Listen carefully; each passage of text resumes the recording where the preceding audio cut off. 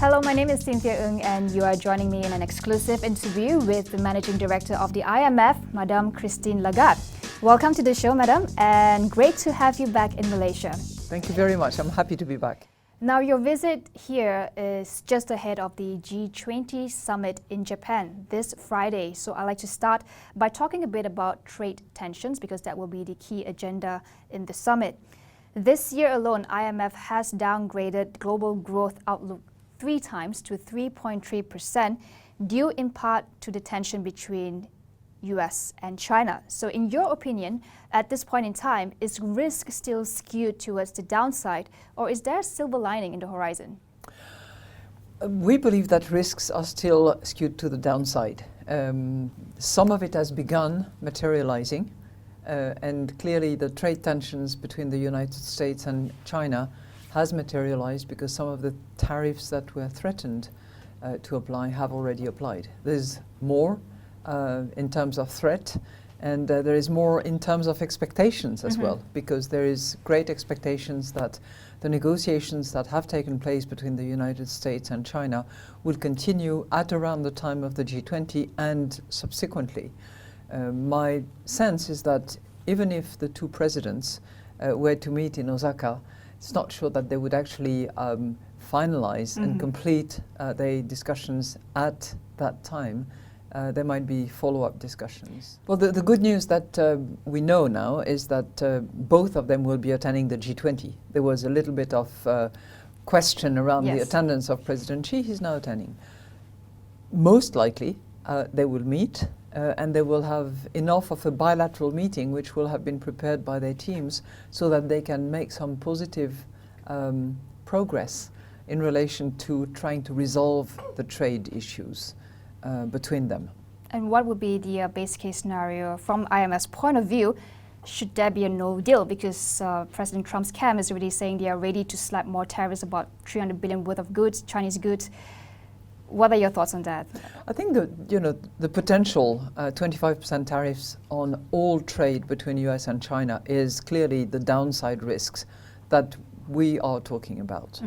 The expectations and the hope of many is that that will not come to pass because they will find an arrangement that will both apply to the exchange and the trading of goods between the two countries, but also some more fundamental issues that would matter to all partners in the trade, having to do with intellectual property, with transfer of technologies, with subsidies, state-owned enterprises' role in trade. And those are important questions that cannot be resolved very, very easily. Okay, but are you worried that this might lead into a recession because the global economy is in quite a delicate situation at the moment?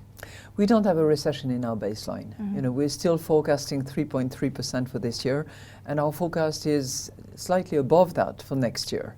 So we are even considering a possible improvement in 2020. Yeah. If there was a 25% tariff applying to the entire trade between the United States and China, that would probably mean a haircut on that growth estimate that we have of about 0.5 percentage point, which is a large amount which would be subtracted from global growth. Where are you looking as bright spots for growth? Because we see what's happening, and of course with US-China, and then with the uncertainty over Brexit, and Europe and emerging markets are also experiencing slower growth. Are there any bright spots? One of the bright spots in the global economy today is the United States, which clearly continues to grow at a very solid pace, which has record low unemployment numbers, and where there is clearly inflation much under control, and a monetary policy that is still conducive to investment, and which is predicted to be even more conducive to investment in the future. So the US growth is certainly one of the bright spots on the global scene. Then you have some of the emerging market economies that are continuing to grow at a reasonably high pace, and we are forecasting reasonably good numbers for next year as well. You look at India, you look at your country as well, which is, in our view, growing at 4.5% this year, hopefully a bit more next year. It's a little less than the forecast of the authorities, but we have our own way of calculating. I'm curious, how does IMF factor in the unpredictability from the White House, for example? I mean, if you look at, President Trump's tweets, in one instance on the 5th of May, wiped out nearly $1.5 trillion in the markets. And, does his tweets keep you awake at night? Or how do you factor that into your outlook? Well, first of all, we are trained at the IMF at looking at actual facts and figures. That's what we look at.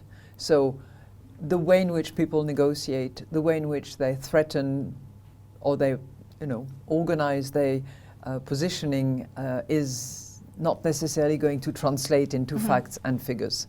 But we have to take that into account.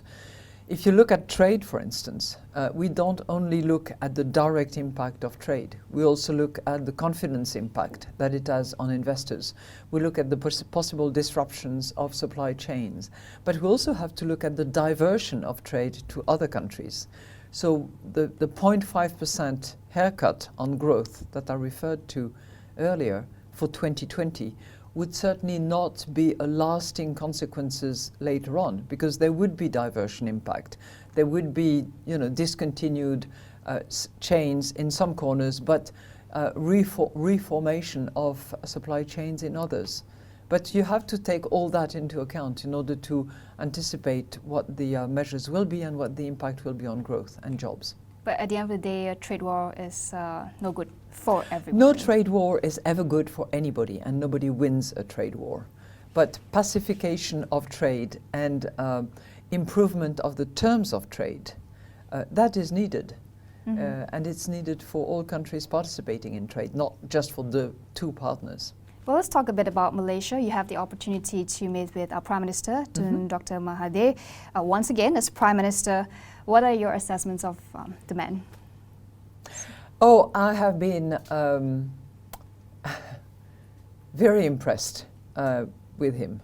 I have seen him in different occasions, but in particular in large grouping of leaders, where he stands out as someone who has the expertise, who has a vision, and who has the wisdom. And he doesn't mind speaking his mind.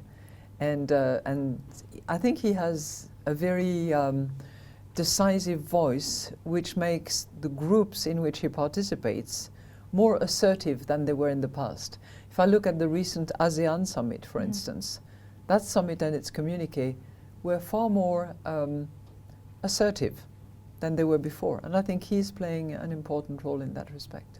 Well, as we look around the region, we know there are a lot of headwinds for emerging economies like Malaysia. We are very open. We are part of the supply chain. What's your assessment on Malaysia's economic status and also its policy buffers? Should there be a full-blown trade war between the US and China? We think that the Malaysian economy has significant strength. It has clearly a good track record of success in terms of diversification. If you look at it, the country could have just lived on its commodities extraction. Yeah. It has gone way further than that. It has diversified, it has been more inclusive, it has used innovation in a very productive way for the society. But where it stands at the moment, it clearly needs to have a steady fiscal consolidation going forward. It needs to possibly move towards reduction of its debt in order to be able to resist shocks should they come in the future. We believe that the monetary policy is sensible as it is for the moment, and that the floating exchange rate can be a good first shock absorber if there was a shock. But we also believe that Prime Minister Mahathir in particular is targeting some of the key issues going forward, and namely quality education going forward in multiple sectors, from math to sciences to language, for both men and women, and starting at an early age. Second, the fight against corruption and restoring solid governance that will be convincing for investors, be they domestic or foreign, and continued reform, in particular in order to include women in the workforce. I think that his proposals to extend the maternity leave, his proposals to have childcare centres in as many agencies, ministries, and also the private sector as possible is a good move in order to increase the participation of women in the labour force. Are there any areas that could be of concern that Malaysia should beef up in your observation? You know, when you don't have a strong majority in parliament, it's always difficult to anticipate and make sure that your policy decisions are actually delivered in the law. And it's critically important to have those structural reforms actually embedded in the law of the country. So I very much hope that there will be implementation and legislation over these matters that he has been such a strong advocate of. Okay, now we have about the final few minutes. I would like to ask about the IMF and the role of IMF because we are looking at rising nationalist and populist policies across the Europe and US, and that surely undermines a bit of the effort that IMF is doing, which is to promote and foster international cooperation. So personally for yourself, and how has it been for you, to be heard amidst all this rising pressure from this government? To me, international cooperation is a mean to an end. The end that we're pursuing and that I hope countries are concerned about include prosperity, inclusive growth, and financial stability and monetary stability. So those are the goals that we need to focus on. That's our job, that's the mission we were given. And to do that, we need to use our brain power, and there are very, very competent and talented economists at the IMF working together on that. We need to use our wallet when it is needed, because some countries sometimes need financing and need support, because there's nobody else to help them. And we need to use our heart, because it has to be people-centric. It cannot just be about numbers. It has to procure improvement in the situation of people. We have developed our research in areas such as inequality, and we have measured the relationship between excessive inequality and growth. I think focusing on that and providing the analytical work in relation to excessive inequality is also, I hope, going to help countries focus on what has given rise to populism, which is the frustration of people, the sense that it's not fair, that they don't have control over their destiny. So, to our limited extent and with the tools that we have, we can offer, as I said, the brain power, the wallet and the heart. Okay. One final question, Madame Lagarde. When you took office in 2011, I believe it was just right after the global financial crisis. The problems then and now are quite different in the sense that economies are more intertwined, problems are more interconnected. Maybe the biggest challenges in our time wouldn't be coming from fiscal or monetary. It could be things like climate change, for example, like you mentioned, inequality. How do you tackle that in this new dimension, these challenges in this new dimension? You see, all these, let's call them emerging issues, such as the impact of climate change on our societies, such as demographics and migration of people, such as excessive inequality, such as the role of women in societies and in economies, such as the impact of corruption. All those issues have a macro-critical dimension and require that we examine how they can be addressed, what tools can be used. Is it going to be taxation? Is it going to be regulation? Is it going to be monetary policy? Is it going to be proper use of public spending? And all that is going to matter for people in their day-to-day life. So what seems to be very, abstract and jargonic actually will matter in people's life. And that's what we need to work on. All right, thank you so much, Madame Lagarde, for your time. And thank you for joining us. I've been speaking with the Managing Director of the IMF. My name is Cynthia Ng, and we'll see you again next time.